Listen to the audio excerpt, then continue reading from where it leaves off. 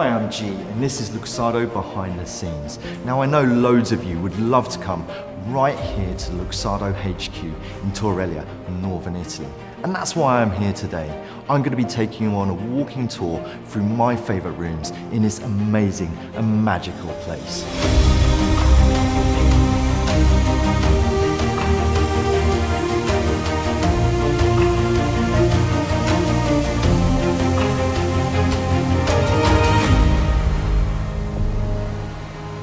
Welcome to the distillery room. This room is the newest room and it's also my favourite room. It's where the magic happens. A little while ago, the Luxardo family decided to renovate this space, and part of that entailed getting 3 new state-of-the-art pot stills. Distillation today is still overseen by our master distiller. His name is Piero. Gin, Triplum, Bitter Bianco and the iconic Luxardo Maraschino. They're all made in this very room. First, we get the raw ingredients, we manually load them into these copper pot stills. Then, we're adding the liquid component too. After that, we're starting the distillation process. About 4 or 5 hours later, what we're left with is this beautiful liquid here.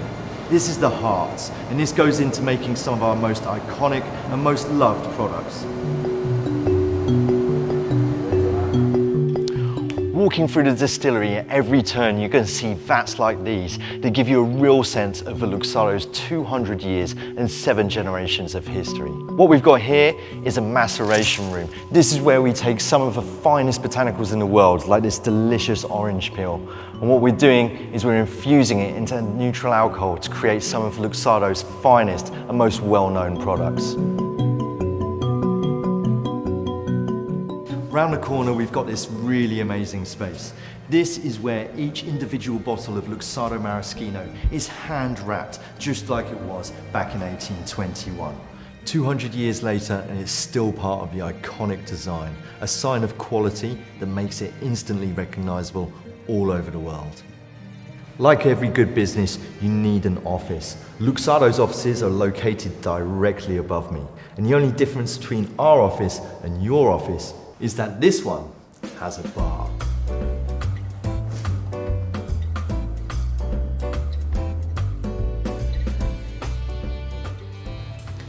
Also kept here are some amazing artifacts from times gone by.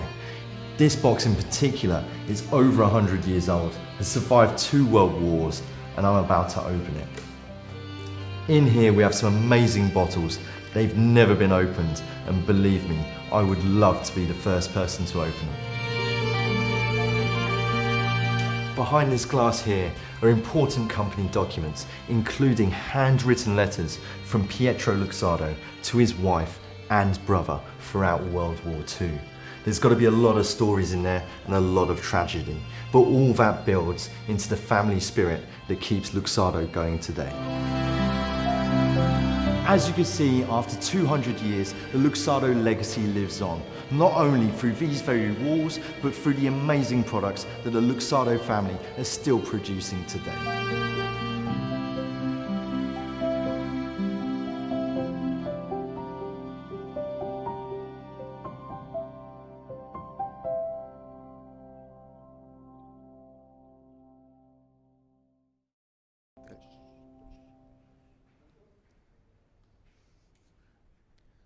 Buenos días, bienvenidos a Gebre un día más o en este día.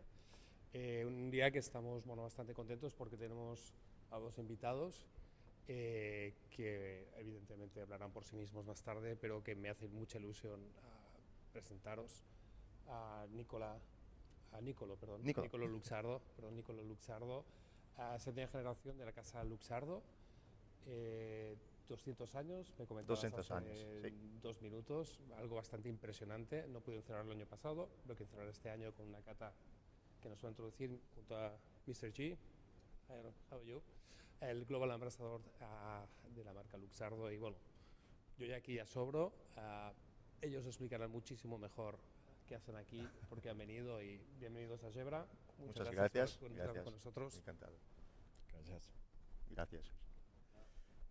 Vale, hola a todos y bienvenidos a esta masterclass sobre la marca Luxardo. Desafortunadamente, G no habla español, entonces la vamos a hacer en inglés. G, you have to learn Spanish. I didn't for understand what next you time. said.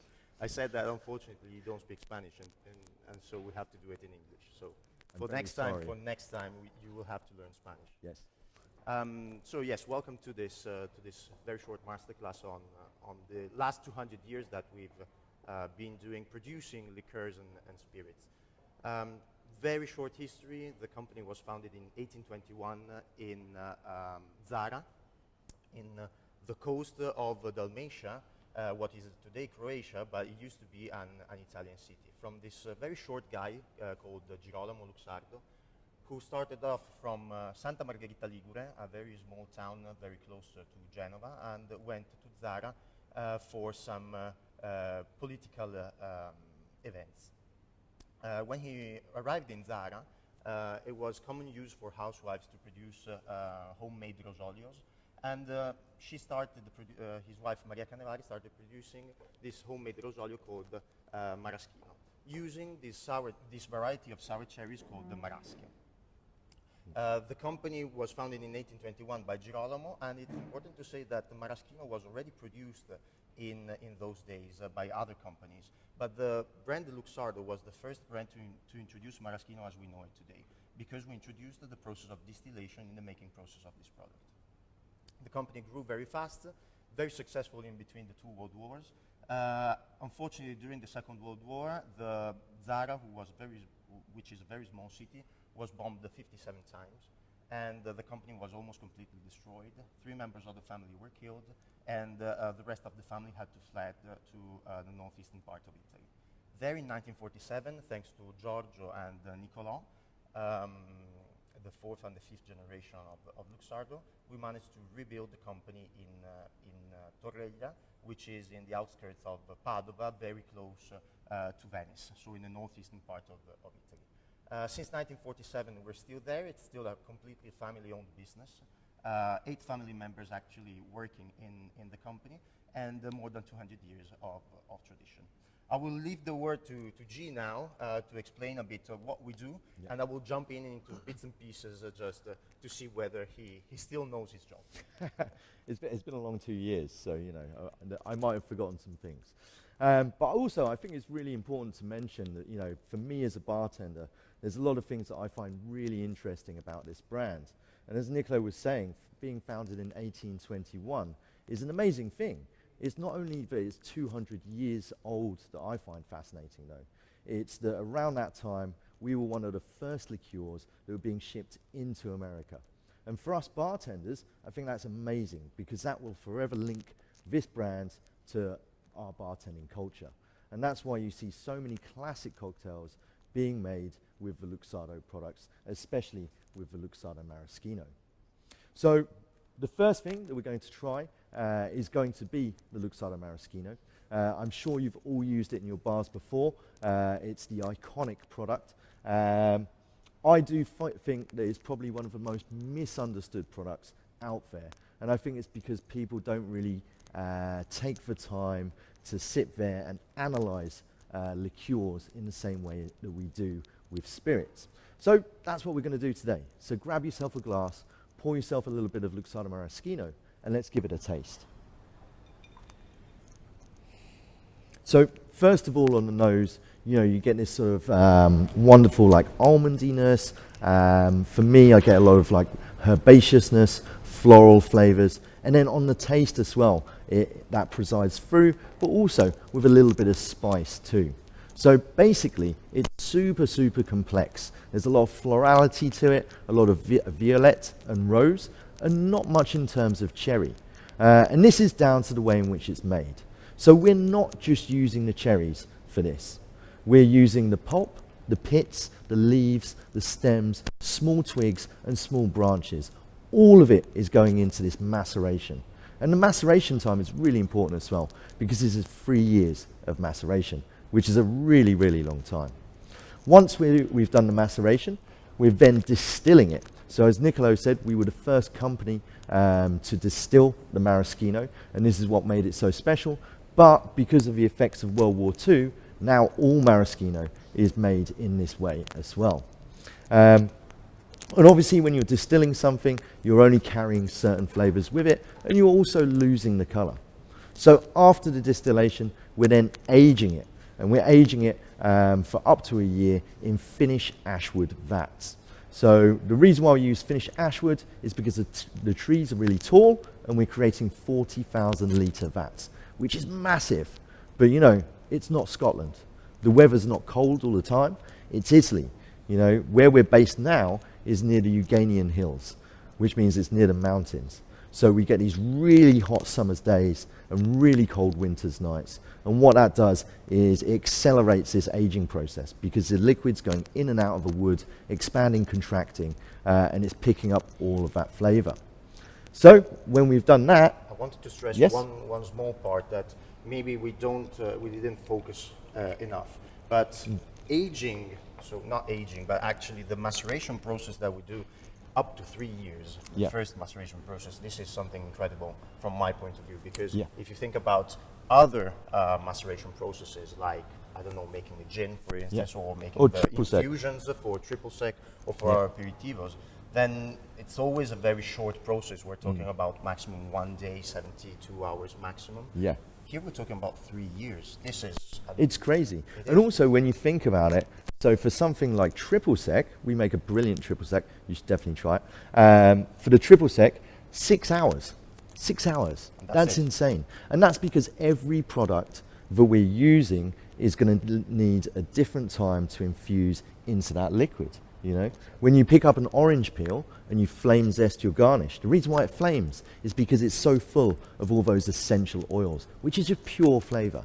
But if you think about it, that bark from the tree, the leaves, and also the state in which we actually put the raw materials in infusion. Yeah. When we are infusing our botanicals for our gin, for instance, we're using dehydrated botanicals or dried botanicals, which have actually a very concentrated flavor. Yeah. Inside here we're using fresh materials. We're using fresh cherries. And it's got a lot of liquid in there. You've got to think of this like making a sauce. You know, if you take a sauce, you might taste it and go, oh, that's quite good, you know, but it's not quite there yet. When you're drying something, it's like reducing that sauce. You're taking away that excess of liquid, and what you're left with is pure flavor. So when it comes down to the dried botanicals, like Nicolo was saying, you know, they're much more intense in flavor.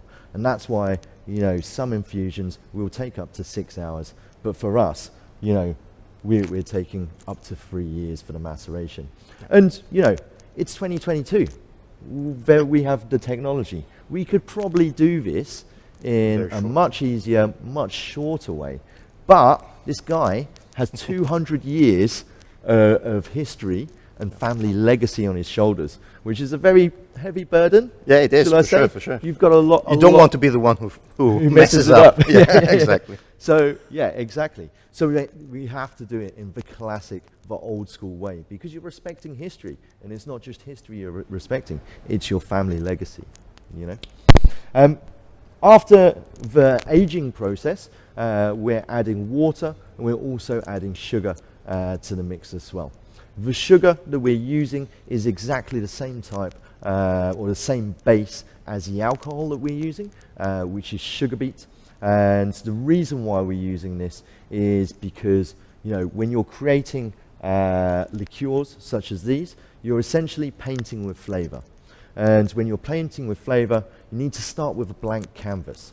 And the thing about this type of sugar or this type of alcohol is that once it's distilled to a certain point, it has no flavor, you know? So there's no underlying flavor that's going to impact the flavors that we're infusing into it, you know? For example, if we were to use something like, I don't know, an agave, everyone knows what that tastes like. It's called tequila. It's delicious. But that sort of green, grassy, awesome taste might work really well with the maraschino.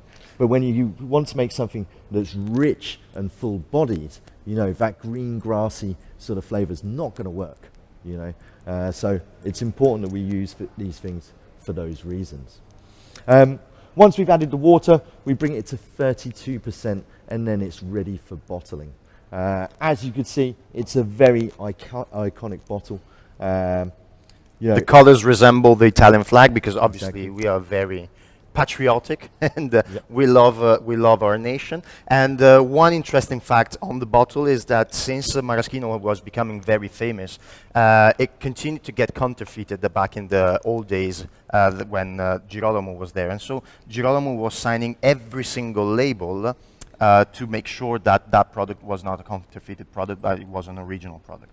Then people started copying his signature. And so immediately he started signing the bottle with an upside down G, and so immediately when he picked up the bottle he could see whether it was a real bottle or a fake bottle by seeing whether the signature was with a twisted G. Yeah, yeah. And obviously a lot of you might be thinking about, you know, sort of like the design of the bottle as well. You know, for us this is very important because it's so iconic. But back in the day, you've got to think, 1821, there's no roads. Or there are roads, but you know, there's horses and carriages and stuff like that. A lot of bottles would get broken. So the glass was made in this island called Murano, which is very famous for making glass, and it's quite near Venice. And then it would be transported to the distillery In Zara. with some wrapping.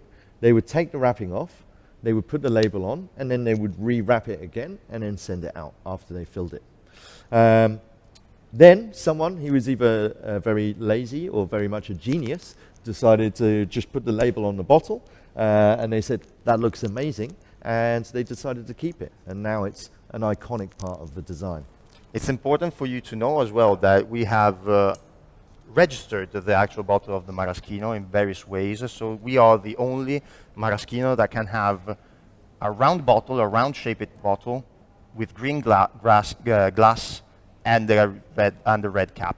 So whenever you see a different bottle of Maraschino, it must be a different brand of Maraschino. It cannot have the same characteristics as ours.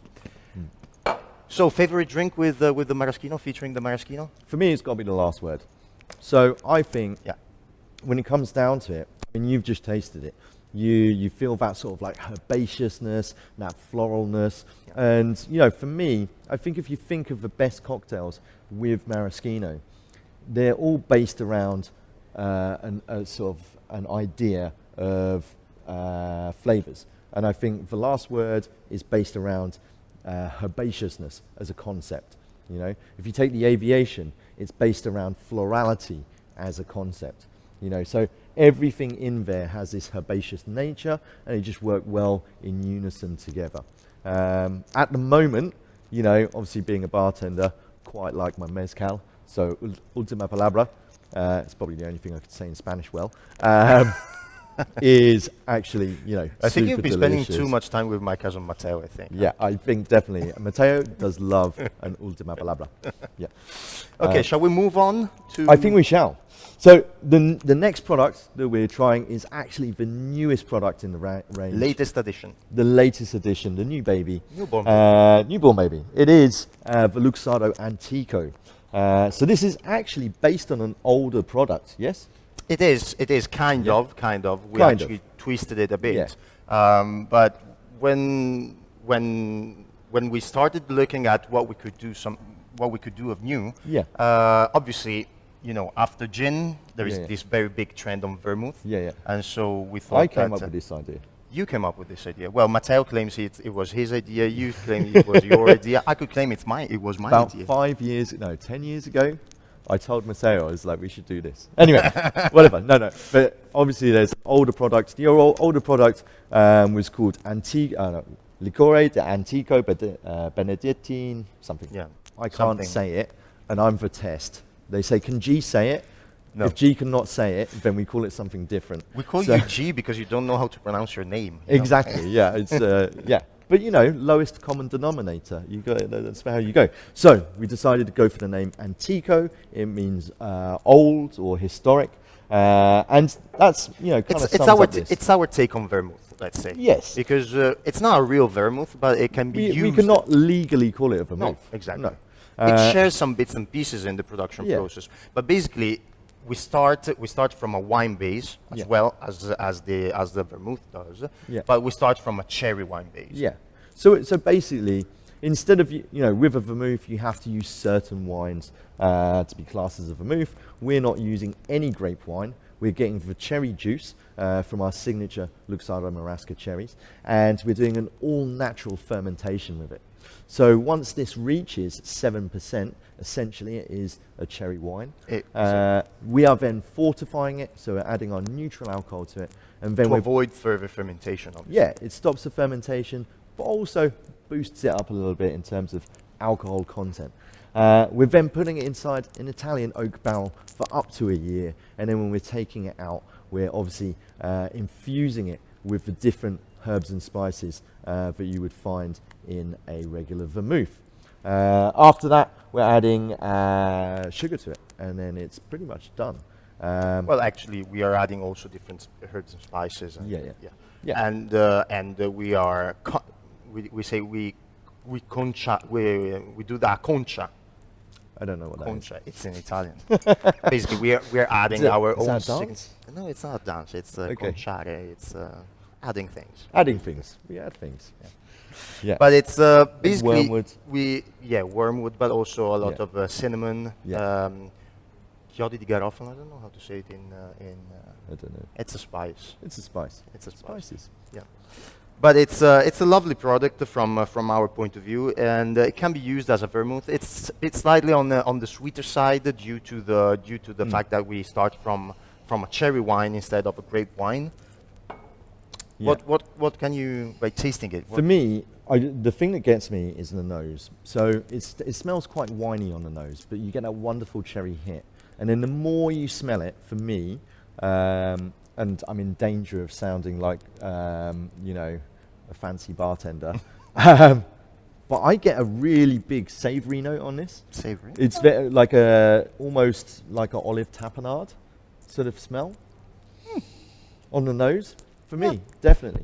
But then when you taste it, it's just got that big, rich cherry flavour. You get these subtle spices, a little bit of clove in there. And then on the finish is what I love so much. It's got this wonderful, almost Pedro Jimenez, like raisin quality to it, which I find is just rich and luxurious. I think the first time you guys sent me this, I immediately gave it a taste, and then went straight to my fridge, opened my fridge, and was like, yes, I've got cheese. And then I just poured myself a big glass, cut myself a cheese board, and I just relaxed when I was supposed to be making cocktails with it.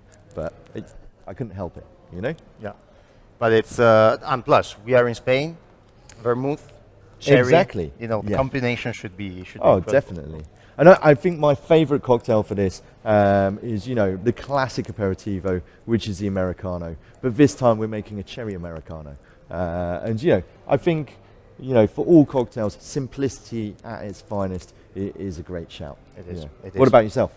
Yeah, well, you know that for me, Americano is my go-to drink, definitely. Yeah. So for Matteo is the ultima palabra for me. It's Yeah. the Americano. So definitely, with the Antico, I would go for an Americano for sure. Fantastic. Yeah. So, speaking of perfect aperitivos, check that segue out. That was brilliant. Yeah. Yeah. Did you? I might have messed it up Yeah. a little bit now. Okay. Anyway, so what we're going to try next is going to be our aperitivo. So aperitivo is something that is classic to the northern Italian region, and especially classic to the Padua region. Why is this? Well, obviously, Padua is the hometown. Used to be the hometown of the market leader Aperol. No. Yeah. Before it was bought from Campari, Aperol was owned by a family who came from Padua and who launched it at the beginning of the 1900s. 20 years ago, something like that, we thought that being Padua, the capital of the spritz, let's say. Yeah.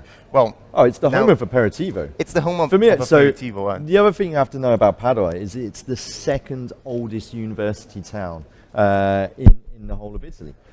And this has great significance. This means that when you're in a city centre, you turn around every corner, there's a piazza. You sit down, you have your aperitivo, and then you go around the corner and it's, another piazza. It must be aperitivo time again. It is. And, this is something I feel that you would only really find in university towns of a certain age. Because, you know, you go back hundreds of years, you know, the only people that would go to university were people who were really rich.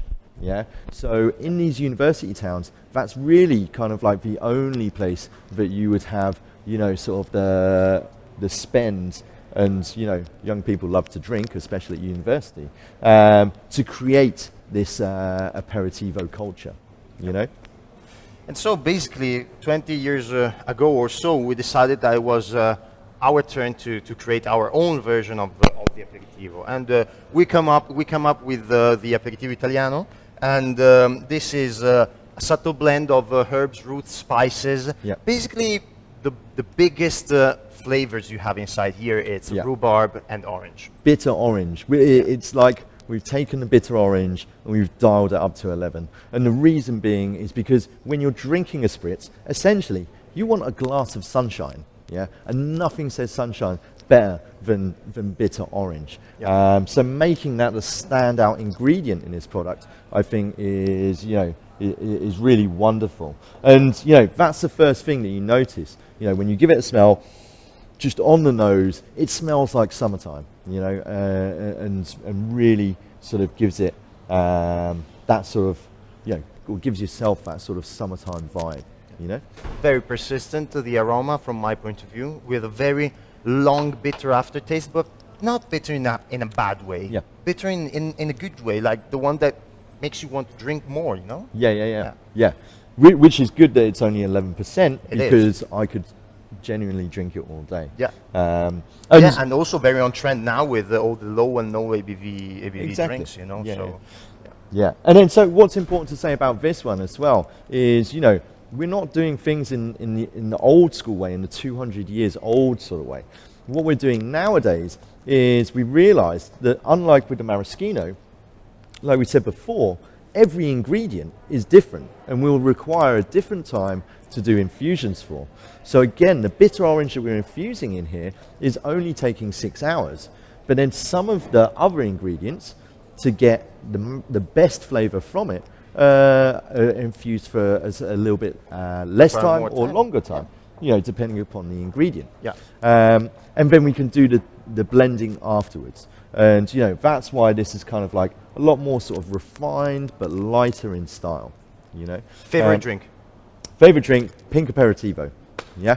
Pink aperitivo, super delicious. So this drink, I mean, I love a spritz. Everyone loves a spritz. The bartender's way or the homemade way? For the pink aperitivo. And there's only one way. Oh no, that's a different cocktail.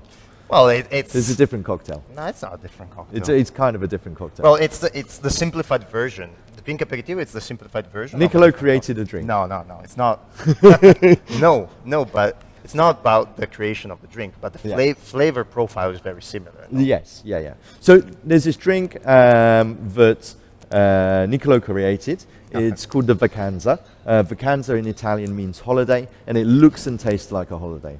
It's really simple. So it's 50 mils of the aperitivo, 50 mils of pink grapefruit juice, and then we also have 15 mils of the Luxardo triplum. And that's just shaken and served long. It's super delicious. For me, I like a little bit of fizz in there. Yeah. So I just get a pink grapefruit soda and do 150 mils of that to 50 mils of the aperitivo. It's just 2 ingredients, but Don't it's shake it. so delicious. Do not shake it. These guys know. They know. You know. So yeah, for me, that's, I think, you know, it's such a delicious drink. If you want to go a little bit more boozy, I'd say, you know, like a paper plane or something like that. Yeah. But made in a similar way, but in a kind of more updated kind of style, is our Bitter Bianco. Yeah. So Bitter Bianco, for me, I think is a really revolutionary product. So when it was first launched, we actually were nominated for, I think we got to the top 5 best new bartender's product at Tales of the Cocktail, which is an amazing sort of accolade or race to be in. And I think the reason why is because we've taken something that is so popular and so awesome for bartenders to use, and we've kind of flipped it on its head. So again, we're doing the separate infusions for all of these different herbs and spices, or botanicals if you will, and then we're blending them together. And usually this would result in a red bitter or bitter rosso. Yeah? But what we've then done is we've flipped it and we've distilled it. And when you distill it, obviously you're losing the color, but also the combination of those flavors and then the distillation produces a different flavor as well. So all these big orange flavors you usually associate with a red bitter have now been transformed into like lemon zest and pink grapefruit. And I think for me as a bartender, it's so much easier to mix those flavors. You know, you think of like how many cocktails have orange in or orange juice. Not many. Wow. But yeah, no, a bit. But in comparison to lemon, No, okay, yeah, well, lemon is the king. as a flavor, it's just got so much compatibility with other flavors. And then so for me, you know, making a spritz with this or making a Negroni Bianco with this, I think, you know, it's really interesting because there are certain flavors that you can use that you would not be able to use with an orange bitter. But then also you can change the color of it as well. I make a Negroni with pandan essence and it's bright green and it's super delicious. Favorite drink? Negroni Bianco. Really? Has to be. Maybe I would butch shakerato. Shakerato. Shakerato. Shakerato is very delicious. Yeah. Shakerato with grapefruit. Explain the shakerato. It's very easy. And You pour 30 mils inside a shaker. I put a grapefruit zest inside. Yeah. Shake it, hard shaken. Yeah. Yeah. Double strain, just to make it very simple, and it's lovely. It's delicious. Super delicious. Yeah. Yeah. I love For it. me also, I'm rather partial as like a low ABV serve to do one shot of this and then maybe 150 mils of tonic water, lots of ice, lemon zest on the top, no juice, and then some fresh dill. It's super refreshing, super light, and works perfectly with lots of different styles of tapas as well. You know, especially seafood. The fresh dill, seafood, woo, delicious. What do you need after the seafood? After a long dinner, what do you need? What do I need? Coffee. Oh, I need a coffee. I need like a digestivo, but also I need a coffee, something to wake me up and give me some pep. Yeah. Nice segue. So we're going to try our last product now. It's not going to be the last product we talk about, but it's going to be the last one we taste, and that is our Luxardo espresso liqueur. There's lots of coffee liqueurs out on the market at the moment. However, being an Italian company, we really need to do espresso because Italy is the home of the espresso. Yeah, it is. You guys take it seriously, don't We you? do take it seriously. Yeah. Yeah. And just as Italian culture takes espresso and cafe culture very seriously, it's the same way that we take this very seriously as well. Yeah. So Yeah. basically, what we do is we buy the best raw material that we have, which is the green coffee, Yeah. so the not roasted coffee, and we buy it in the port of Trieste, and we take it to the best roasters that we have, who roast the coffee to our own traditional recipe. It's a very old recipe because we've been making espresso for the last 150 years, I guess. Yeah. And so we roast it to our own recipe, and then we take it over to Torrella, to our plant, and we make a very long infusion, a hot infusion, in a big infuser, which lasts roughly around 2 weeks. Yeah. And when the actual infusion of coffee is done, we use the coffee beans, we sell them to a company who makes compost. So we are a certified company. We have a lot of certifications, so everything we use, we never throw away nothing. So heads and tails of distillations go back inside the future distillation. All the leftovers from the distillation they're sold to a compost company. So we reuse the hot waters that steam that we use for distillation. We use it to heat up the water inside the company. So we are very careful on environment, and we're very keen in being a sustainable company. Yeah. And so the leftovers of the coffee beans are sold to this compost company, and then basically what we do is we take the coffee infusion, we alkalize it, obviously, because we have to alkalize it. This is 27%. We add some sugar because I take my coffee without sugar, to be honest, but this has to be a liqueur, so we had to. You have to add sugar. Yes. And I love sugar in my coffee, so I'm not complaining. But also, when you try coffee without sugar, you can never go back. I've heard this. I don't believe it. Anyway, So for me, you know, there's a lot of coffee liqueurs out there, but I find when it comes down to espresso, this really has that wonderful espresso taste that you're looking for. And obviously, classic cocktails wise, obviously, I'm gonna have to call the espresso martini is you know an amazing drink and hugely popular all around the world.